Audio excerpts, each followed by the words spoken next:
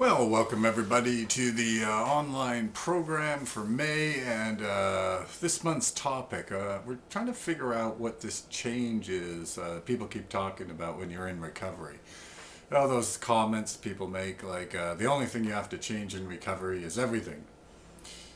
And Dr. Silkworth in the Big Book said, sort of warned everybody that recovery will demand this entire psychic change.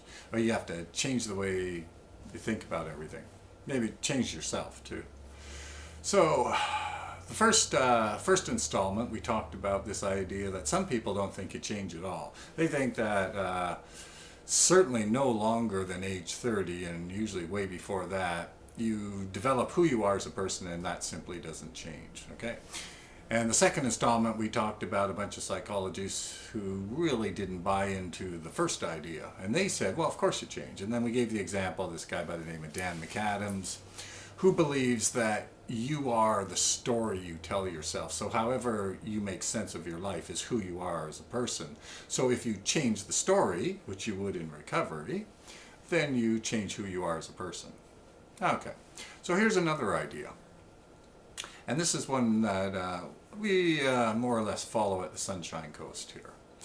And this idea says that, the first thing you got to figure out is that some psychologists believe that you will naturally grow and develop throughout your entire life. Okay, so I don't know if you've heard of these guys like Abraham Maslow. This guy by the name of Carl Rogers. These guys are very big in therapy, by the way.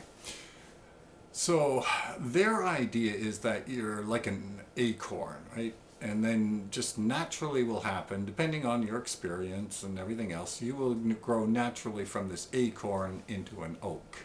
Okay, and you don't really have to do anything, it's just going to happen naturally. Now, if the acorn doesn't get enough water or anything, it won't grow into as big a oak, or maybe there'll be some lightning storm and zap the oak when it's 25 years old, right, and create a new kind of growth, but whatever. But somehow it's going to grow from this acorn to the oak, right?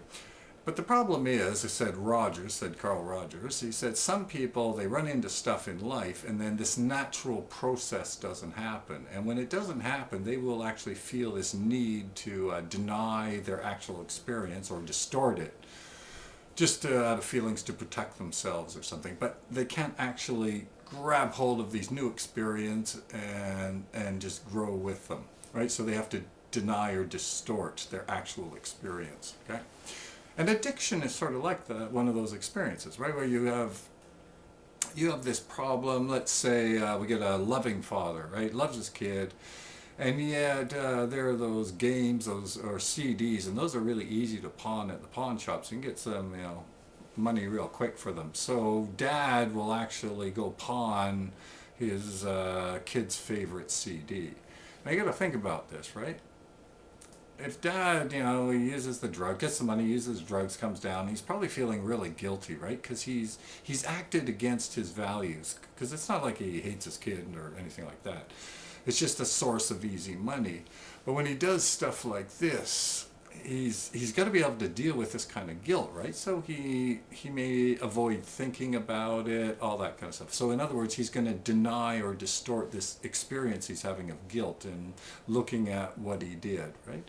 And if you do that enough times, said Carl Rogers and a bunch of other people, what can happen to you is you begin to lose your identity, begin to lose like who you are as a person, right? And this is pretty common. I'm sure you remember your time at Sunshine Coast, and a lot of their peers had said things like, I don't even know who I am anymore, or I've lost myself, that kind of thing, right? So that the change in recovery, it really is a matter of getting to know yourself again. Reminding yourself of what you value, what you believe in, and then acting in accordance with that, right? So it is a change in recovery, but you're not changing really who you are as a human being. You're just sort of getting back to where you came from. At any rate, that's a third way of looking at this change in recovery, and we'll be back next week with another idea.